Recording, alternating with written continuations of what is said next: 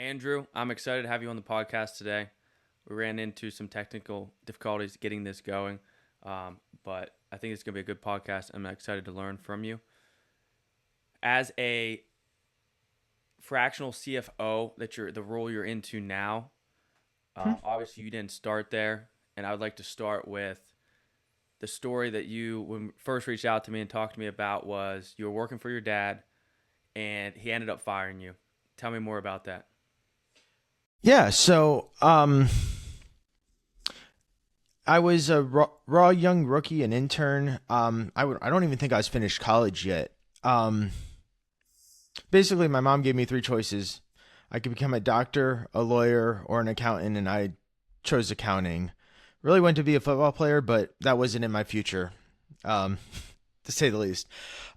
Yeah, so as a young intern, I was learning. I was very sharp, still very sharp in my skill set, and I caught a few things like we were paying sales tax on items that because we had a resale certificate, we shouldn't have been paying taxes on. So, I was able to save the company, a couple grand, maybe 4 or 5 grand in total of taxes that was paid out that we didn't have to. And as I became better, it's natural depending on the type of person you are to I don't want to say I was cocky, but I was learning and, basically, grinding my teeth, earning my merits. And sometimes you know, it just takes a little swift kick in the you know what and it changes your trajectory, right? So after that internship, basically got a job doing work in the dungeon, doing accounts payable.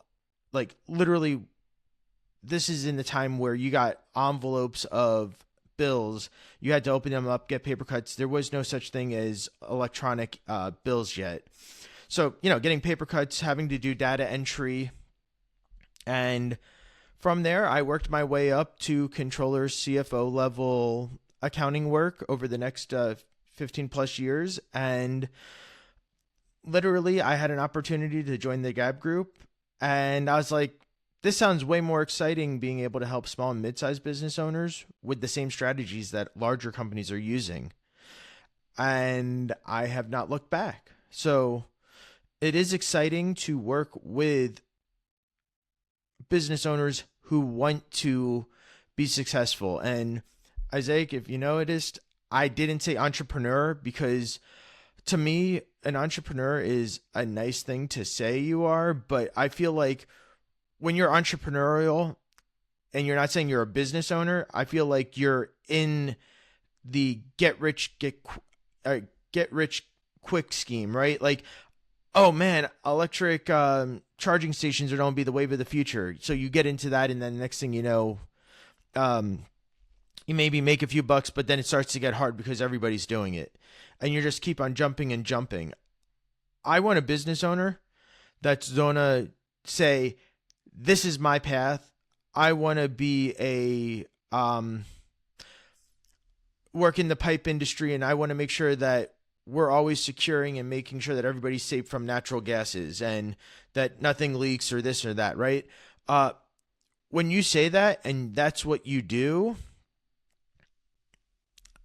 you're only going to be able to grow your business because as you perfect your sales process, as you perfect your craft, people are going to want to use you more and they'll start to know more about you. So it's like, I would rather work with somebody that's dedicated trying to grow their business than be, like I said, entrepreneurial. And I'm not trying to pick on anybody if you get what I'm talking about. It's the mindset that I'm looking for. Yes. So with the small to medium-sized businesses, that's anywhere, say, from 5 to 10 million. Small and then bigger, obviously, maybe like 10 to 20 million. What would you say is when you go in, because you're going in basically to help these companies as a CFO without having to pay these, $1 million salaries, whatever they could be, and you're going in basically to help these companies you know, maybe find tax loopholes that they're missing or legally, and or just they're not keeping track of certain books or receipts and all that stuff. What would you say as a small business owner compared to, say, a medium-sized business? Like, what are the big things that you are noticing in these companies? Oh, that's an excellent question, Isaac. And so I define a small business anything under $1 million. When you start to get into $1 million, you do have some more options available. And what I like to do is I like to come in, analyze the books, understand what your performance has been, what you think it's going to be, and then we can talk strategies. So, one of my first basic strategies that I like to do is chart of accounts optimization.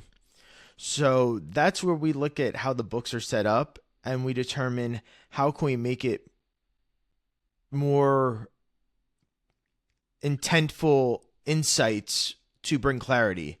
So, bringing certain things together that may be missing, right? So, a perfect example would be labor to sales. Now, we have two types of labors. We have a direct labor, which if you're in a blue collar job, your guys that are in the field are direct. So they're performing the job. We want to know how much that labor is costing us because that brings us closer to our gross profit after supplies and everything else. And then what we have is the general and administrative, which is your back office, maybe your call center, taking the order to be able to expedite and send out a employee to evaluate to give you a quote. So each of these things become very important. And one thing that I always look for is a good business that has between 28 and 32% labor. And the reason why is when you start to get over, you're running inefficiently. And every dollar that you reduce on labor, that's just right down to the bottom line being more efficient. So that's a high level intent item. And then we have what we call costing, where we work to what do we want the bottom line that we want to earn for the job. And we work backwards through all the operational expenses, all the cost of goods sold, and then we can put together a dollar figure. And if you need me to break it down, just tell me and I'll be glad to go a little bit deeper. I just don't want to get too wonky on you. No, I think it's definitely interesting. I would like to know more about, I guess, so there's a statistic from U.S. Bureau of Labor. It says 20% of businesses fail within the first 5 years, and then roughly 50% fail within 5 years. Do you think that's because of these things that they're not paying attention to, like being efficient and tracking those sorts of numbers? Yes, that's part of it, right? And one thing that I'm learning is, like I told you, I want to work with a owner that has a growth mindset, not an entrepreneur, because an entrepreneur is like that frog, right? Always jumping from one thing to the next. I want somebody that's focused, because when they're focused, we can utilize that cash that they're earning to grow. And part of the reason why small businesses fail is because they don't have costing structure set up. And costing structure is very important, right? One thing that I always like to talk about is product mix. And product mix tells you how each item is performing. So if you have 3 items that are making decent money, let's say it's 25, and 50%, and the two 25% are bringing in, let's say 60% gross profit, but that third item that's bringing 50 only gets 10% profit. That 10% profit item, even though it's a bigger share, it is causing your business harm. Why? Because at 10 cents on the dollar, that doesn't cover your expenses below your gross profit. When your labor is 28 to 32%, what is your rent expense? What is your utility expenses, right? when you have something lopsided like that, you need to decide, do I have to cut that and focus on these other two items, or how do I strengthen it because I need more revenue coming in to support?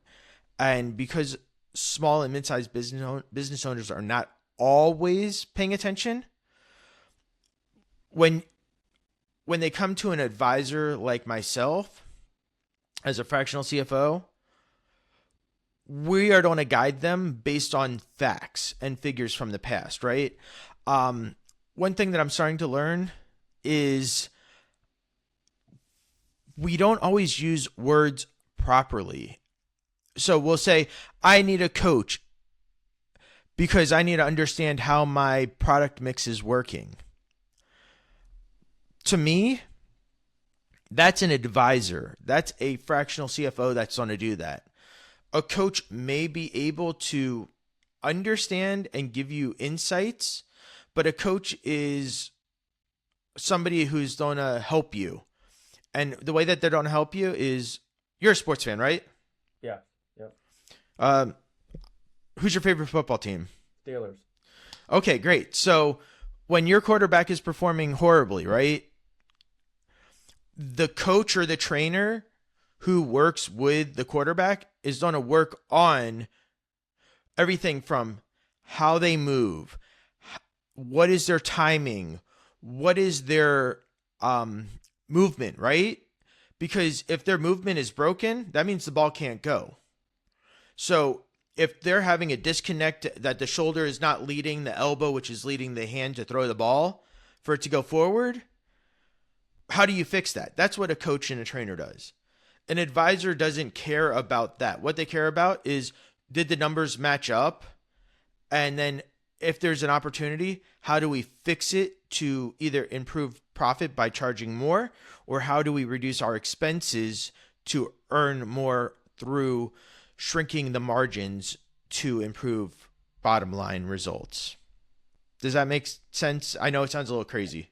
Yes, it's definitely a lot, but I do think as you see these, especially small business owners, I always think to myself, or wonder, when you see these big companies and then you see these little companies or even medium-sized, I wonder to myself, why or what these big companies did to get to where they are. Because obviously, like you said, it's not overnight success. Like, it's going to take years to see this grow. But when you talk to some like small contractors and people like around the area, and you start talking to them and listening to them, and like some people aren't getting out bills, like work they've done, and they have paperwork and they're not keeping track of stuff. And I do think, like, if you're like a one-man guy and you have some employees and you're constantly out there working, sometimes you can make profit and do well, but when you're not keeping track of your numbers or keeping track of certain things, like you're saying, that's why you don't become profitable, and then you fail and don't succeed. That leads me into my next question is, as a small business, medium size, when do you realize that they need a CFO or someone to come in and help them? Like, when would you say is a good time? Because you don't want to probably do it too late, because it might be like, we're too far gone, don't have enough money to do what we need to do. When do you think would be a good time for you to step in, or any CFO? That's an excellent question. One of the things that I've been focusing on a little bit more as of late, just because the opportunity has been showing itself, is I am being very selective, and I am working with a few startups.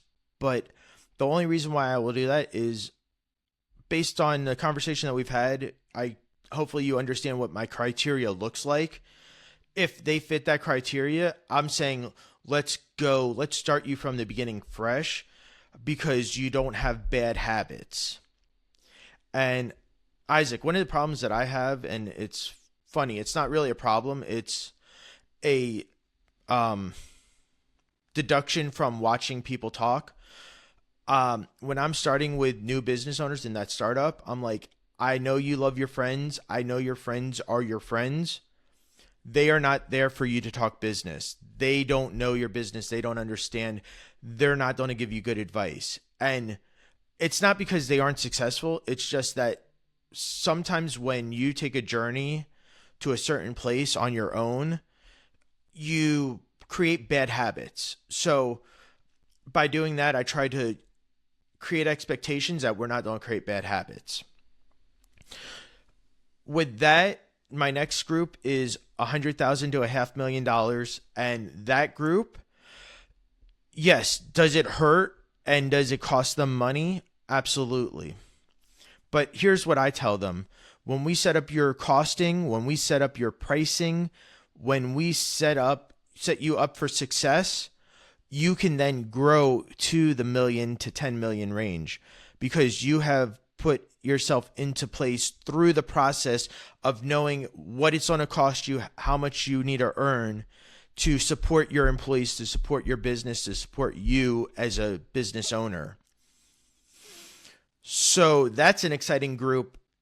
Yes, do they say, "Oh, this is a lot of money"? And the question is would you rather spend 18 to 25,000 on a fractional CFO when it usually costs 75 to 200,000 plus dollars depending on your size, and get the strategy and see your business succeed? Because we're talking about real world numbers and data. Like for example, if you're doing a Meta ad, right, and you spend $1,000, if you get 500 leads, that's $2 a lead. Now, is it really $2 a lead? Yes. Is that the real math? No.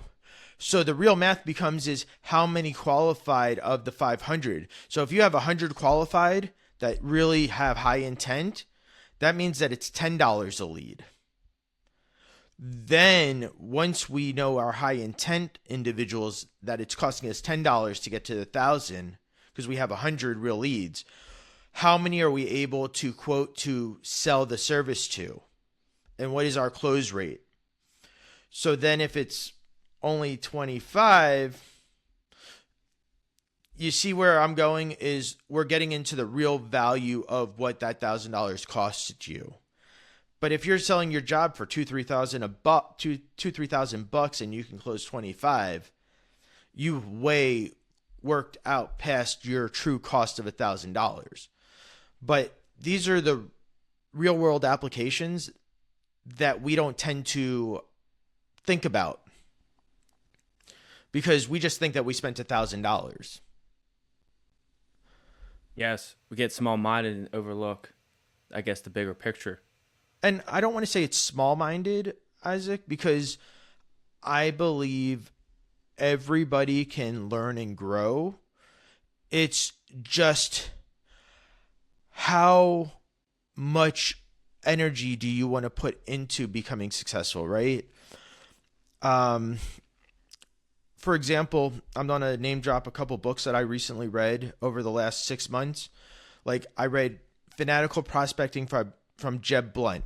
That book literally takes you step by step on how to become better at cold calling, how to prospect customers, how to get to your ideal customer profile or ICP. Like it's helped me learn. Plus listening to podcasts from other people. I also read Cold Calling Sucks and That's Why It Works by Armand Farouk and Nick Segui. That book is a blueprint of how to basically get through the process of the cold call.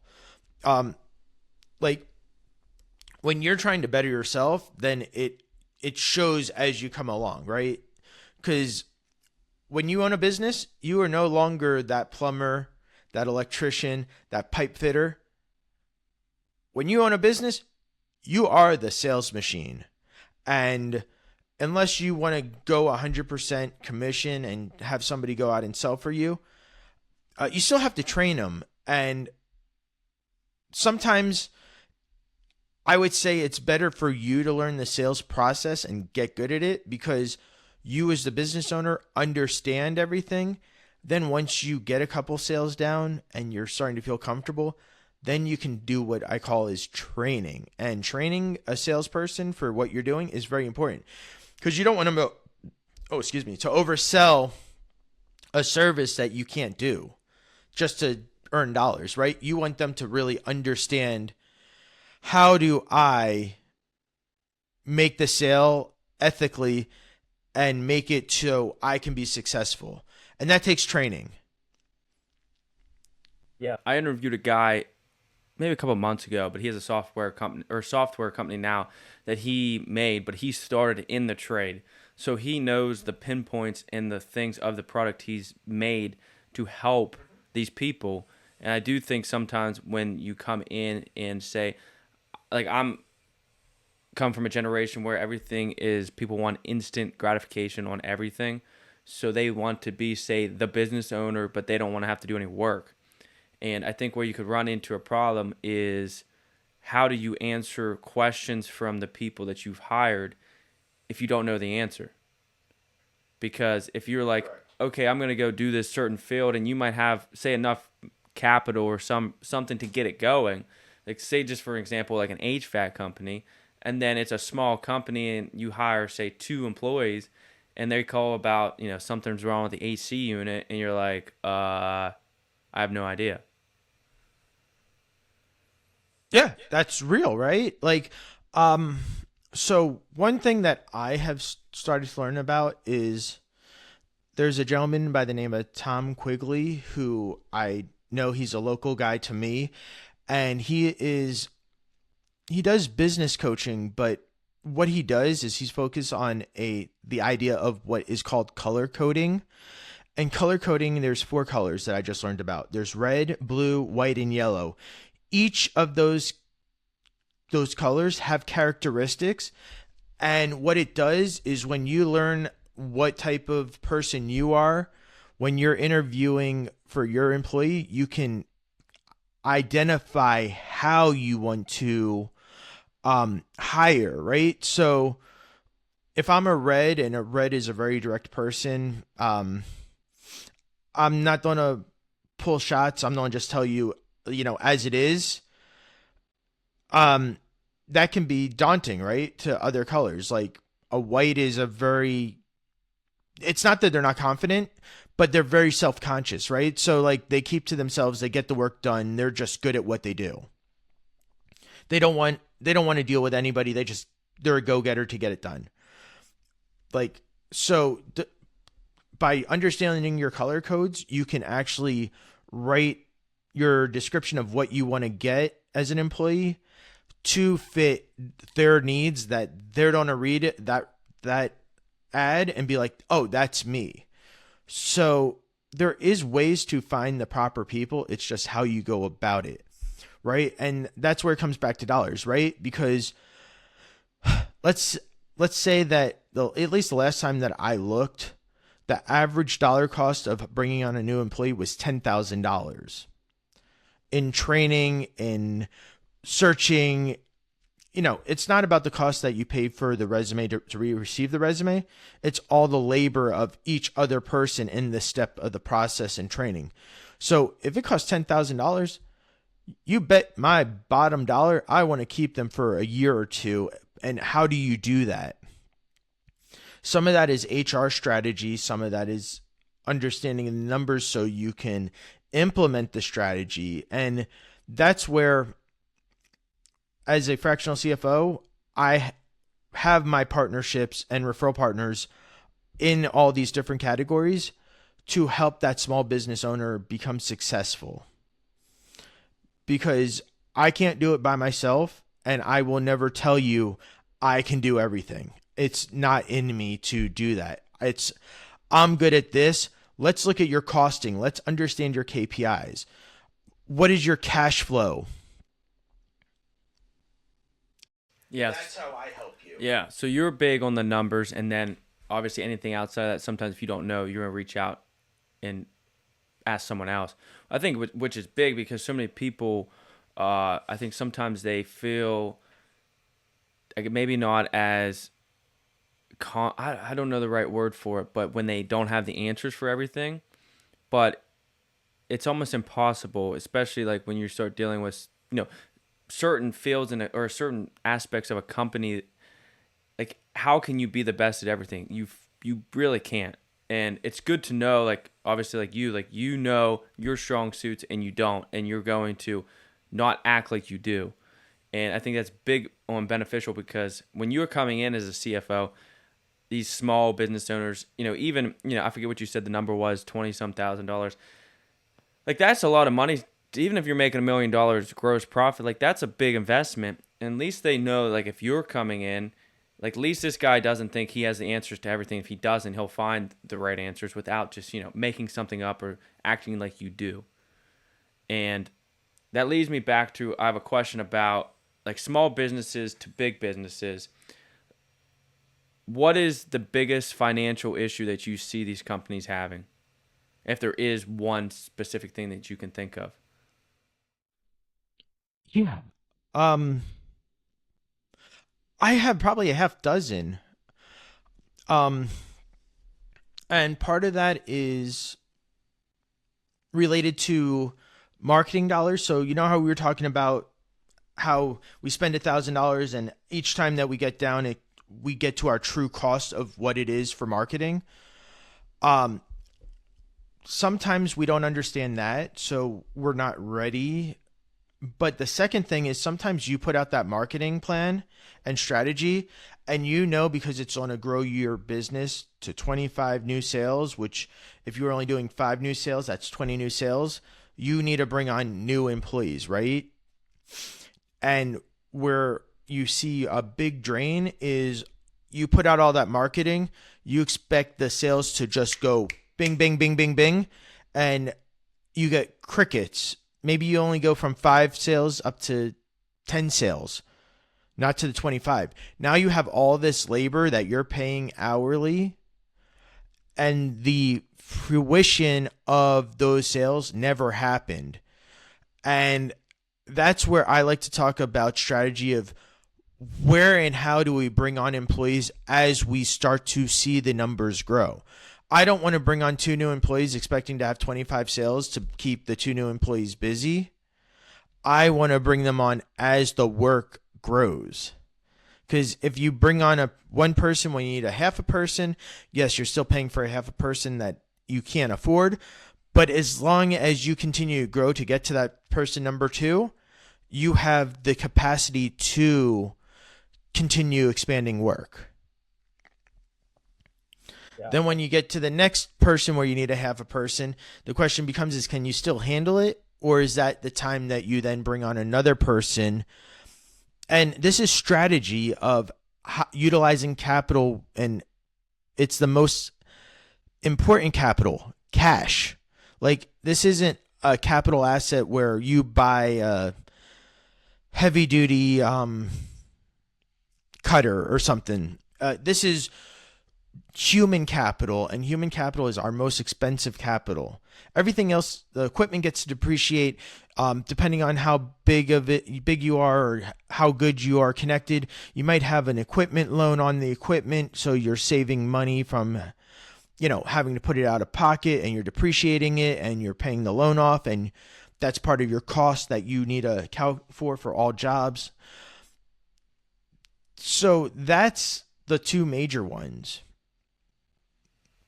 I think as starting a business and even like starting a podcast and doing other, side things is when you go into this world or this space, there's so many things that you don't know that you come across from the day-to-day things. Like even this podcast today, like running into issues of trying to figure out how to do it virtually.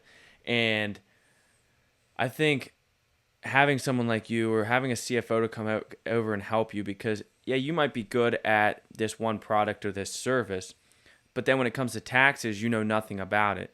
And I'm sure you see when you go into these small businesses and even medium-sized businesses, like me personally, I think taxes are very interesting. I don't know much about them other than these tax, like say loopholes or these tax benefits that I feel like so many people don't take advantage of. And it is hard because if you don't know certain tax, benefits and stuff, I heard a guy once say that like if you want to like a certain number, like once you get over, I forget what the number was, maybe over 1 million or something, like you need to start keeping track of your taxes like at the beginning of the year. Don't wait until the end of the year because it's too late. And how many businesses do you see, small, medium sized, even large, that are missing out on like depreciating assets and those sorts of things and basically aren't using it to their advantage? Yeah, that's a great question. I recently was helping a medical company that fixed MRI coils. So, like, when you went in for an MRI, like, there's a chest coil, there's a knee coil, there's a head coil. Like, they were fixing that. And when I was there helping them, I found out that we had missing actual MRI units that we owned that weren't even on the books being depreciated. And when a piece of equipment costs, 18 to $200,000 for a piece of equipment, that's real money. And you have to account for that, right? Like, it gets very complicated. And if you're not paying attention, yes, you can miss a lot of opportunity. And like, even little things, like even at that same company, because they also made the cables again and rebuilt them. What happened was is there's these little conductor ceramic, like, I don't I guess it's like, I don't know what it is, but I know it's ceramic, and it basically conducts electricity, so to help the machine, the power, right? Um we just had a bag full of these little pieces of different sizes, and the first thing that I did is I went over, grabbed regular Ziploc bags, quart size, or not even quart size, sandwich size, right? And I wrote what the hertz or the ohms or whatever it was that was for each piece. And what I did is I validated each one and I put them into the bags. So if I needed a 1, 2, 3, 4, I went to bag 1, 2, 3, 4, and guess what? I only had to grab and pick a piece 1, 2, 3, 4. I didn't need to worry about a 4, 5, 6, 7, 8, 9. Like, when they're all together, that's inefficiency. And sometimes it's the most inexpensive procedures that save you the most money, right? Uh, Ziploc bag and um, basically a permanent marker. Like, those were the tools to fix the solution from taking, an hour or 2 hours trying to find what you needed to literally 30 seconds, find that bag, pull out what you need. Why do you think taxes scare people so much, personally and in business? So I'm not a tax person. I have my tax partner referral partners that I use. And part of the reason why taxes are scary is because when we are not preparing for it at the end of the year, it comes and hits you, right? Like, one of the things that I tell everybody is to sock away at least 30% of their revenue or their net income every month. And by doing that, you are guaranteeing that you have your tax dollars ready to go.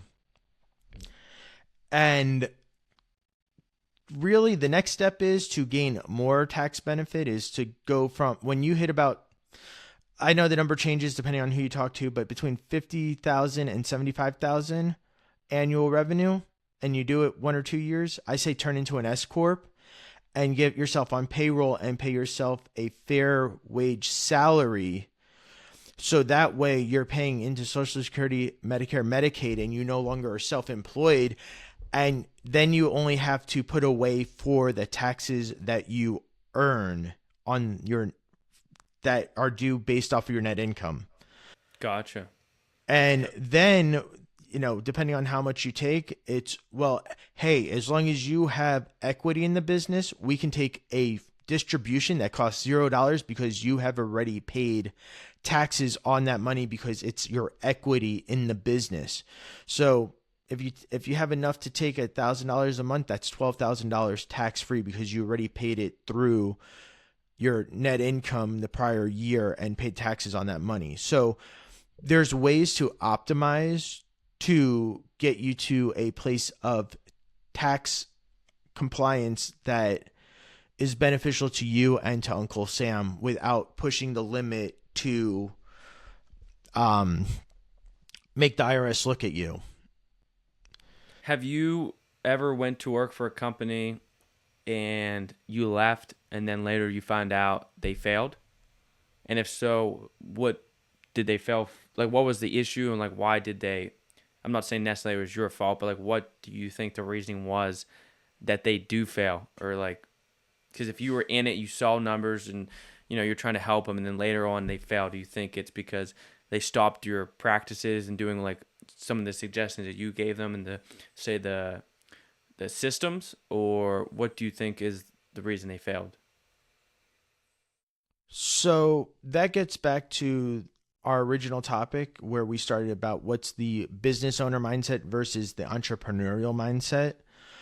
Um, yes, I have seen businesses fail that were doing okay, gave them solutions to improve that would have given us more opportunity.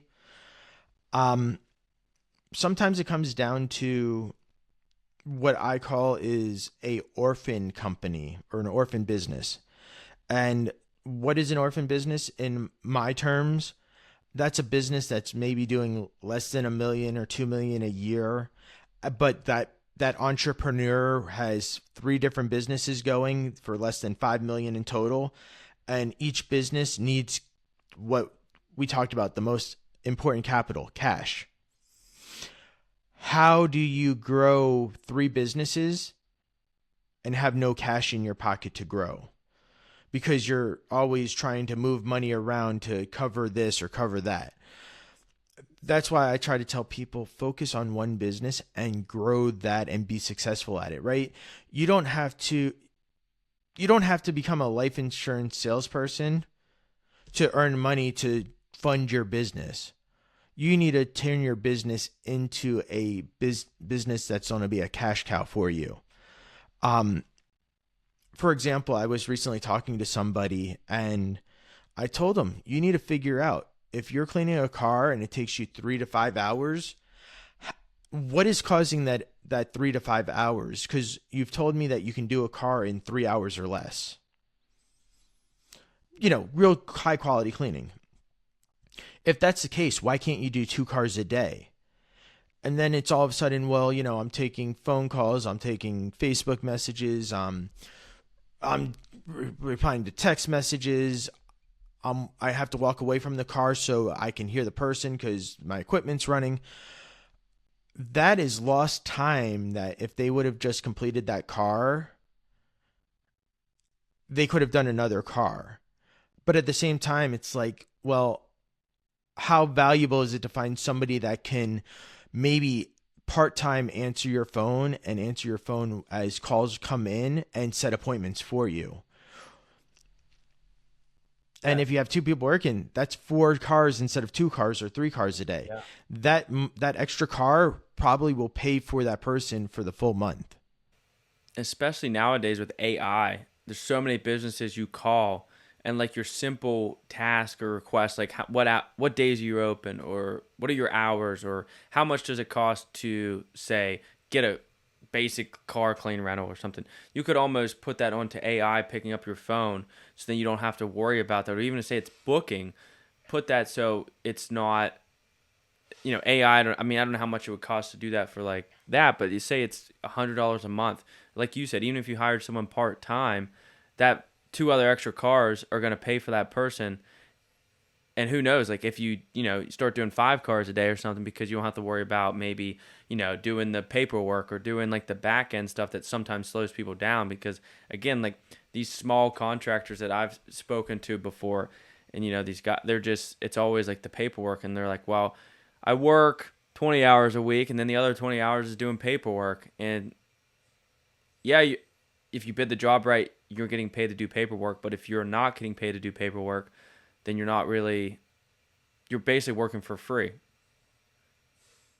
Yeah, and that's where proper costing, creating structure around how to bid, using the proper softwares, there's no reason why if you have to put together a bid to do a pipeline or replace an AC, it should be so easy. Like, you should be able to just select the items that you want and be able to show them right on the spot. Now, a commercial job, it's a little bit different because commercial and residential are two different beasts and animals, but it should be able to be the same process. It might just take a little bit longer to go through the process. Yeah, it's about using the proper tools and technology to your advantage.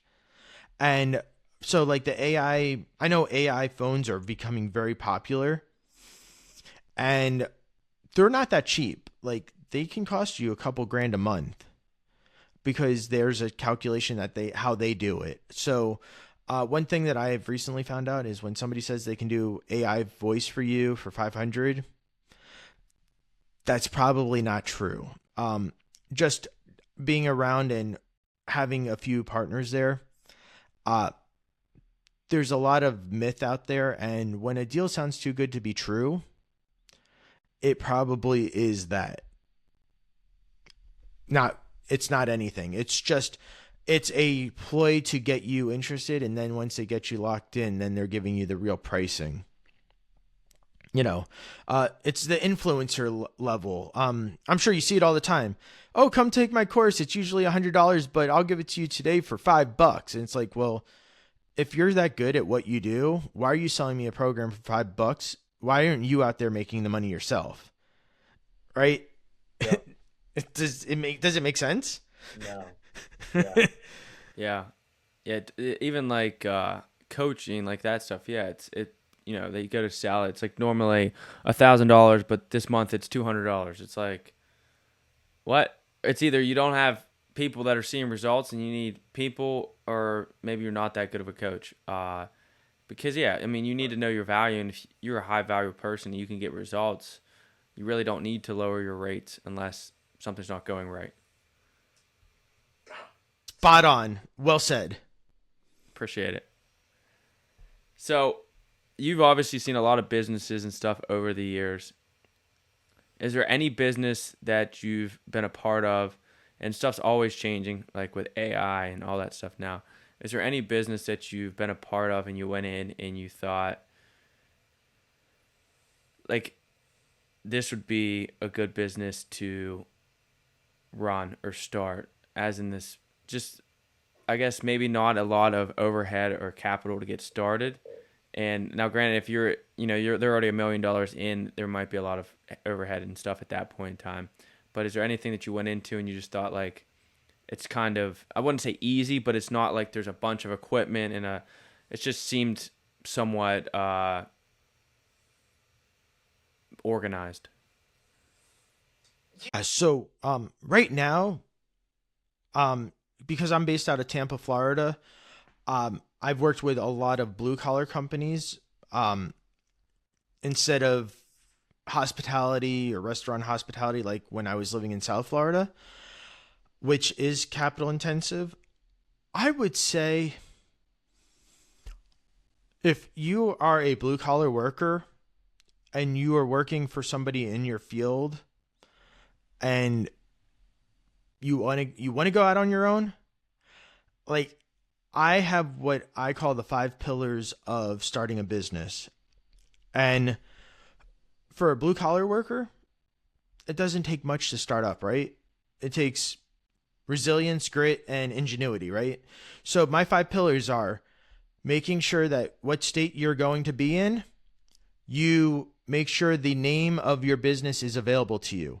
Number 2, make sure that the URL or the website name matches what you want, because branding is important.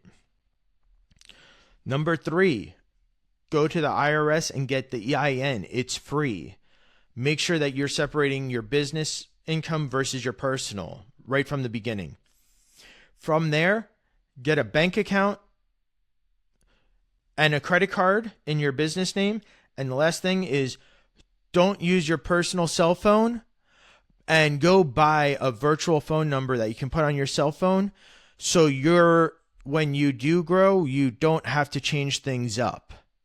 Because one thing that I've learned is when you start on your cell phone and people start to know your cell phone, once you start to get going, that number goes like wildfire everywhere. And then you're picking up the phone and you're like, hey, sorry, we don't take phone calls this way anymore. Can you please call into this number so we can get you booked for service? Because I don't do any booking. I'm doing whatever I do. And you can't pass the phone over because it's your personal cell phone. So the 5 pillars, that is what I do. And so those 5 pillars, once you do that, then we can start. And the first thing is spending your money on a proper website to get proper SEO so you can build up your credibility with Google and Bing. And then from there, turn on your LSAs. And this all comes back to real dollars, right?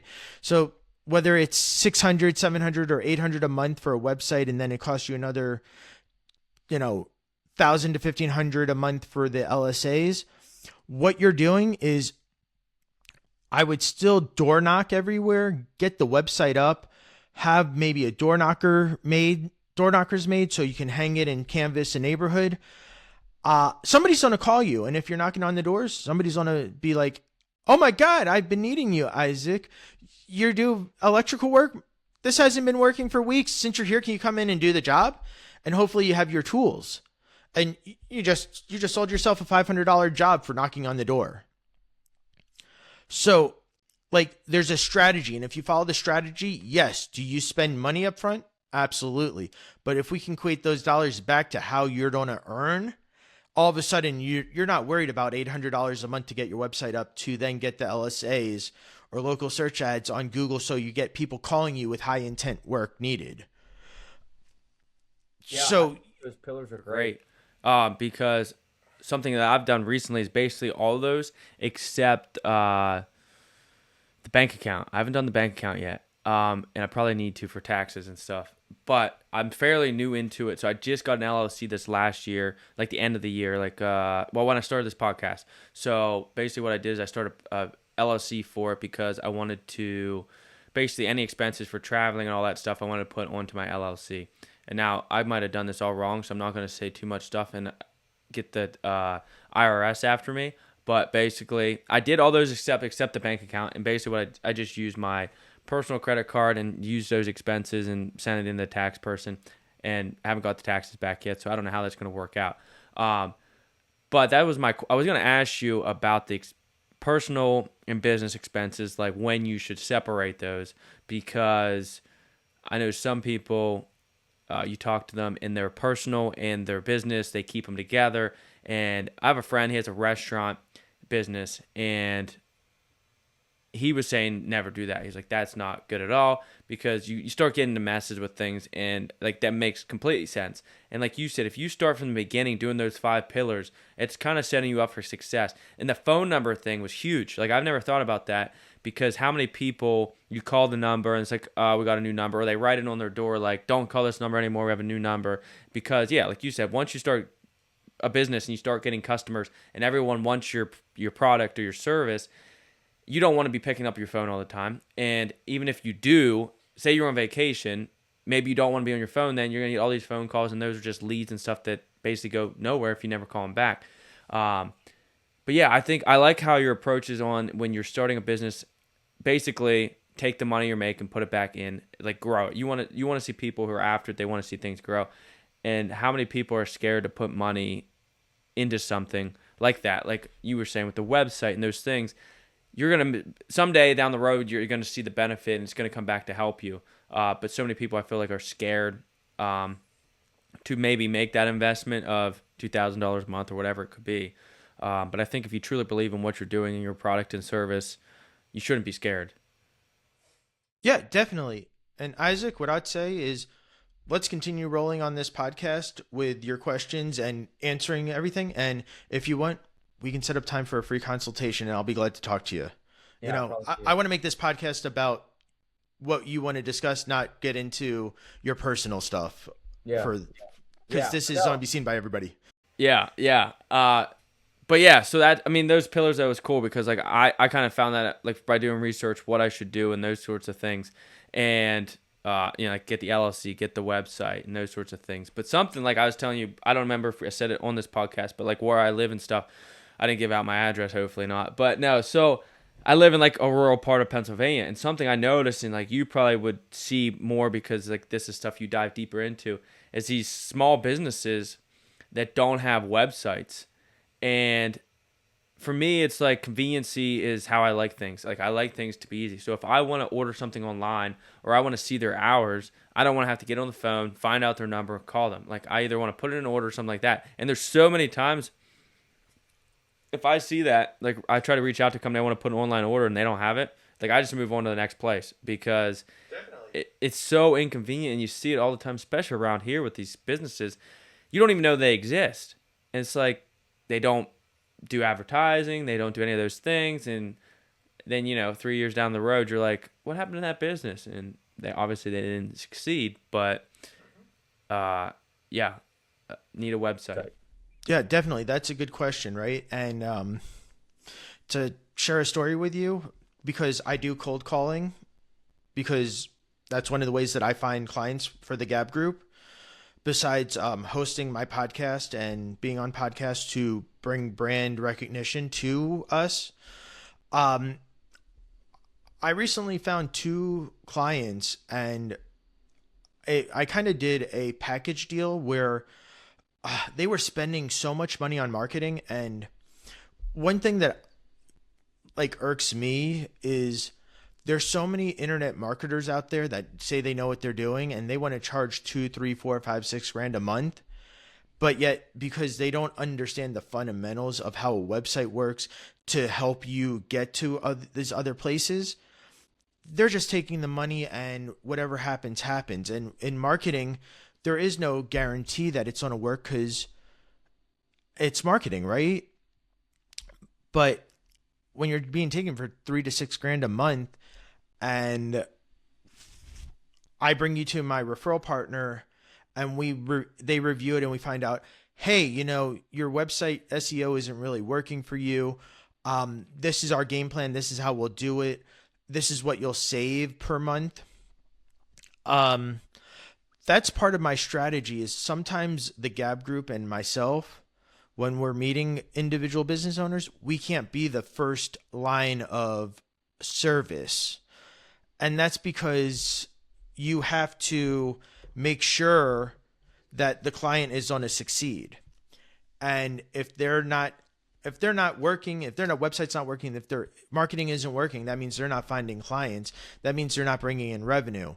So when I bring them to my partners for referral purposes, we figure out a game plan to make them start to gain phone calls, to do certain things. We give them a roadmap of how to get there. And then once they start to see revenue come in, then they come back to me at the Gab Group, and we now work on our partnership, developing the strategies to grow revenue or improve cost. Not everything is always linear in your process. So I have learned that by being more servient in helping a business find the solution that they need to grow, they come back happier wanting to work, because instead of me just selling them services and taking money from them, which a lot of businesses unfortunately do sometimes, and but that happens in every industry, right? I just feel being more ethical brings people back to me or away from where they are. Results, I feel like speak. Yes. So I have done that with a few people already that were spending 3 to 6 grand, and now they're seeing more than 50+% savings. And once they start getting the phone calls and the revenue going again, it's going to just be, they don't print money to be able to come back. And that's what I want to see, right?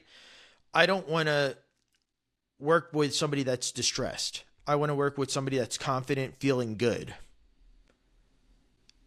Yeah, I always heard you either rise or fail with your process and systems. And it always I mean, it didn't always confuse me, but it was kind of confusing before I got into, like, when you have a normal job and you go to work, you go to your job, come home, like, it's whatever, like, what are the process and systems? But like, once you start going and doing things and you see process and systems and just how you do everything, it's like you do get busy doing things with traveling, work, life, everything. And if you don't keep an eye or keep track of certain things, even like for an easy thing to relate to people who aren't in the business space is like keeping a budget with just your monthly expenses. Like, if, say, your budget to spend for food was $800 for the month, and you decide at the end of the month, let me add up all my food, how much I spent on my food. It's like, oh, why I spent $1,500. Well, it's like, okay, well, you're over budget. But if you would have started with your first grocery trip, putting it into that, whatever you were keeping track of it, then you would see like, oh, wait, I can't spend any more money on going out to eat or something. And like, that's simple. I understand like what you see, because bigger the company, more employees, more equipment, numbers just get larger, more things to keep track of. And I can see why, small, medium-sized businesses, even large, it gets to be stressful and overwhelming, and sometimes things get overlooked. And then, like, you see, I'm sure, all the time, like, things that are getting overlooked, and to you it sticks out because you go in, one, you're excited, right? Because like, you seem like you're passionate about what you do, and you find these things, you're like, hey, like, you're spending this much on marketing and you don't need to be. It's not even working. It's, and like, 'cause someone's thinking, oh, I'm spending $6,000 on marketing, I'm probably making that money back. And then it's like, they don't really look into it through the SEO or see how things are doing, and then they're losing money. And it's probably the reasons why some of these companies fail. Yeah, it is, right? When you're not, I don't like the expression, and but I'll use it, is when you're not tightening the belt, you're just letting it free flow, right? And as a business owner, you can't allow that, right? Like, I one time was reviewing expense reports for a company, and we had this one salesperson that every time that he went out of town, he had two young children, and what he would do is he would go to some like Burger King or McDonald's or Chili's or whatever, and he would have a meal with them. And so on the company card, he would pay for his food and the two kids' meals. And I caught it, and I called him. I said, listen, this is going to be the last time. I am not going to not pay you for the two kids' meals. But going forward, if you put a kid's meal on, I will not be giving that as reimbursement, and I will charge you for it. And I told him, it's not personal. This is business. This is how we keep our expenses in line. Because if we have a per diem of $10, $50 a day, yeah, was he staying under the per diem? Yes. But the fact is that he was feeding his family, not using it for him and maybe a potential client or somebody that could potentially help us sell a product, if that makes sense. Yeah. How many people misuse company credit cards and stuff? And if you're not watching it, I know something crazy happened to me is my truck, somehow my payment was getting taken out twice a month. And this might have been 2 years ago. And for some reason, I never caught it for probably almost a year. And then so with my bank statements and stuff, I don't really ever check those. Like, I have a budget, and then on a separate app. So for me to like transfer stuff over, I'm just like, oh, paid the truck, put it in. And so I get to the end of the year, and like I'm looking at, and I start going through like my statements, and I'm like, why is it coming out twice a month? I thought, oh, maybe it just pulled out like randomly, like a month got behind, whatever. It came up on my statement late. And then sure enough, like I started doing the math, and I paid on my truck for 2 payments every month for a whole year. And how many things of those, especially when budgets are bigger and bigger numbers, $50 going out to eat is a small number, if your budget, or you're making $1 million a week or a month. But like you said, it comes down to those little things at the bottom. Like, this is how I look at it when I think of the things like this, is it's almost like with you're building a house or a pyramid, and it starts at the bottom. You have the foundation. Say that's the employees that are spending money, working, being efficient or not. If they're not being efficient or they're not spending money right, sometimes that gets missed. But as it goes up, okay, so then you have your boss or your supervisors, and if they're kind of letting that go because they're not doing their job, then it slowly works to the top. But at the bottom, if there's not a good foundation, there's not a good trust, or there's not good, you're not following your budgets down there, everything kind of just falls apart. 100%. And that's what makes it so important, right? So I said $50, but now what happens if you have 100 people, 100 employees that are doing the same job? And if they're all out on business at the same time, that's all. That dollar is not $50. It's now whatever the number is. I'm not gonna do quick math in my mind because it's just too much. But you think about it, it turns into a couple $1,000, and a couple $1,000 every week is material to your bottom line.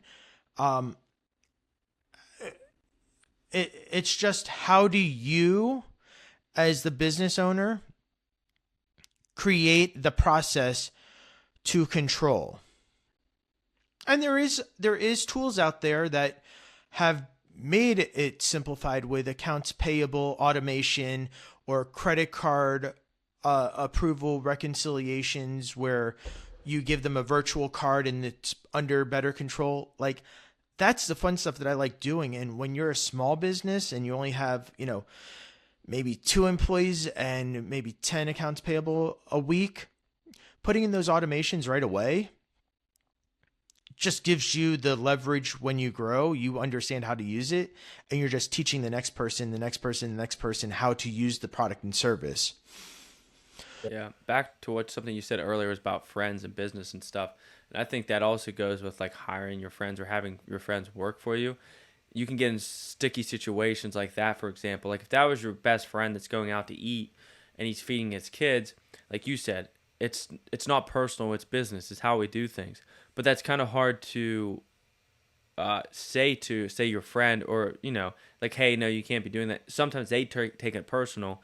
And it's like, well, no, it's like business, and we can't be losing money because right now, like, we have a certain deadline we need to hit, and I can't be paying for your kids to eat food. And having your friends, especially starting out, like, sometimes that's all you can get to work for you. But it also, down the road, it leads to those tough conversations sometimes. And I'll tell you that it may be hard to find employees right now, but as we had discussed, the color coding, I do believe that that's one thing that I am starting to push as a fractional CFO, is because when you understand yourself and how you color code out, and you understand how the other colors relate back to you, that does, like I said, allows you to put out a better job description to find that individual that you're looking for, right? It's like a quick movie reference, The Imitation Games, right? It's about World War II and Turing, who basically is the grandfather of computers that everybody uses, because he built the Turing machine, which solved a lot of solutions for us in World War II in Britain. The way that he did it is the military in England came to him and said, "We need your service." He said, "Okay." They said, "Here's your candidates to choose from." He said, "I don't want to work with any of them. I'm going to go find my own." And they said, "Well, how are you going to do that?" So he put out a crossword puzzle in one of the largest English newspapers, and anybody that understood cryptography and all these other things, they all showed up to a secret military base that nobody knew existed. And they're like, "How did these people find this place?" And he's like, "They decoded the message." And they're like, "They decoded the message?" He's like, "Yeah, I shared where I was at. And if they were smart enough to solve the puzzle, that's why they're all sitting here wanting to know what's happening. They are here in the call of service to their country to try to, defeat Germany." So that's a cool story. it's not my story, but it's real, right? And Yeah. that's what color coding is. To me, that's what color coding is about, is finding the people that you are signaling this is what you enjoy. This is why you want to work for me. It's not about the wholesome, oh, I'm a family owned business in business for 25 years. Like, I don't know about you, Isaac, but to me, that's just fluff. Like, I don't care. Congratulations. And I'm not saying it's not an achievement, but as an employee, I want to know, is my needs going to be met? And that's what I think we're failing at today, is businesses want employees to be loyal, but they don't want to be loyal to their employee. Yeah. And that is a two-sided coin that's always going to exist. And the businesses that give a care about their employees, they're going to attract good employees and they're going to keep them. Yeah, that's something you hear all the time. It's like, we just can't get good applicants and we just can't get the right people to apply. But then sometimes you see these job postings. And like you said, I never knew about the color coding things for those before. So that's interesting to know. But because sometimes you see like a Facebook ad for a small business might be like, hey, we're hiring, competitive pay, work, you got to work 7 or 6 days a week from 7 to 3. And it's like, that's definitely probably not the best way to get the applicant that you want. Oh, like you're a blue collar worker, right? Yep. If I put out an ad and I said, do you love working with your hands and have calluses built up? Do you not mind getting into the ditch to make sure that something is working properly? Just those two things. Like, I'm now signaling to you, if that's what you like doing, all of a sudden you're like, oh, that's what I want to do. It's not even about the money. It's about, I'm signaling to you your inner spirit of what you do for feeling good about yourself. Yeah. I've almost like get them to imagine them doing the job and then Correct. they relate to it and then it's a story they can tell themselves. And when you can create a story, then people, I don't know, like something with the brain, it's like it starts clicking and then they start, thinking about it and then that's all they want to do. Correct. Because what you're doing is you're selling to them what they want and what they envision them doing, right? You're not asking them to work for you. You're selling them their dream or reality that they already see themselves as. Yeah.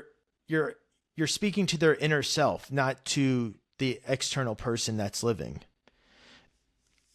And I know it's a little deep, but like when I told you it's $10,000 to train a person, you don't want to have that happen where you're losing a person every month.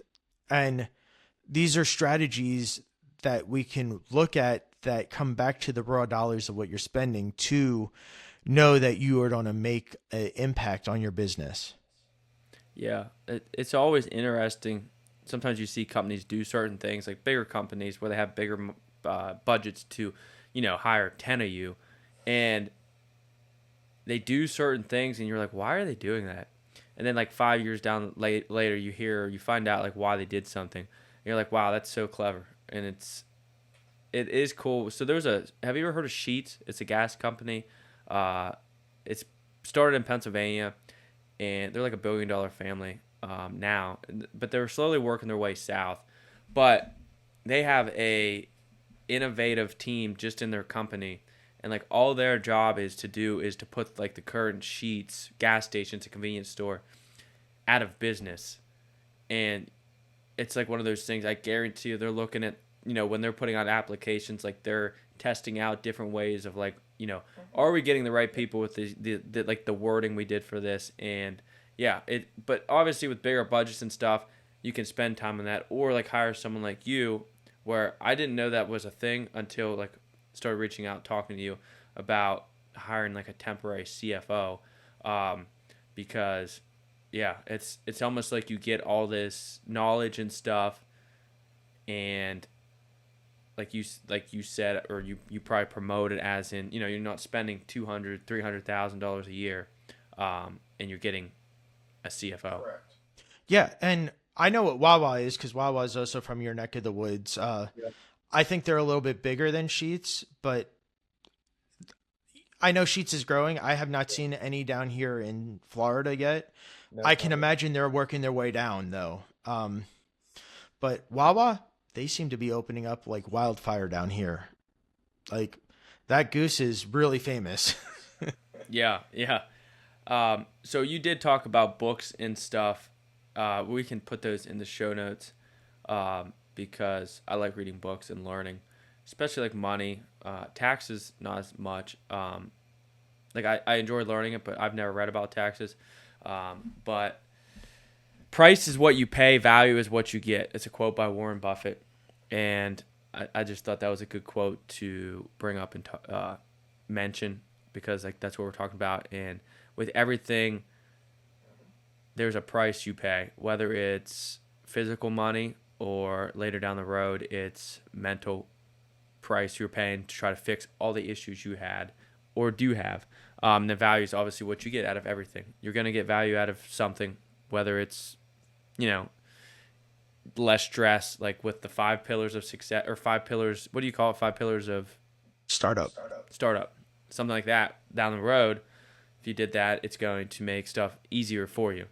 But something I like to end my podcast with is what is a book, if you had to pick one book, podcast, motivational speaker that you've like really impacted your life or changed your life that you think would be beneficial to the listeners? There's so many. That's a tough question as an avid reader. You can give a few if you want. I'm going to give you a fun book. It's a fictional book, so it's just a fun read, but it's well worth it. And when I name drop the author, everybody's going to be like, he wrote a book. And the answer is yes, he did write a book. It's called Uncommon Type by Tom Hanks. Okay. It's basically 13 short stories intertwined with each other. And it was just a fantastic, fun read to get out of the everyday life of living, right? Like you can only read so many books like Fanatical Prospecting or Hubris, which is a story about George W. Bush, right? Like those books are great, but at the same time, because they're real, how many times do you want to read about that stuff? Now, is it important to read? Absolutely, but I feel like we also need to be able to have fun and be able to read like an R.R. Martin Song of Fire and Ice, which is Game of Thrones, right? By getting us out of our daily lives and into the fantasy, I feel like we get to explore and relax better. So that's what I like doing. Yeah, that's something I've never tried. I've never been someone who likes books that aren't real, but I've been hearing from different people, like successful people and people who are, their brain's always on. That's the kind of books they like to read, and it kind of makes sense because at the end of the night or whenever you read, it's like, do you want to, not say be stressed out, but kind of feel like you have to listen and then learn and then think about it and like how would you have done it or what have you done, and like these books are not true, and there's more of, like you said, just like you can relax. But do you have any quotes? I'm a big quote guy. Any quotes that you can think of that's like your favorite quote or saying? Yeah, I'll actually quote Warren Buffett as well. He is idol to me. So is Charles Munger. They definitely both did something special. But as Warren Buffett always puts it, bears wins, bulls wins, and pigs get slaughtered. And this applies to business because whether you're optimistic or pessimistic, you can win because you are focusing on business and the outcome. When you're a pig, you're just greedy. And greed always loses is the moral of that quote, right? And that applies, like I said, directly back to business. Yep. I love it. Well, Andrew, I appreciate you coming on the podcast. I definitely learned a lot. I'm sure other people will learn a lot. If anyone needs to reach you, get a hold of you, they're interested in hiring you or even just having a consult with you, where can they find you? They can definitely reach out through thegabgroup.com, and that's www.thegab, and that's GABB group.com.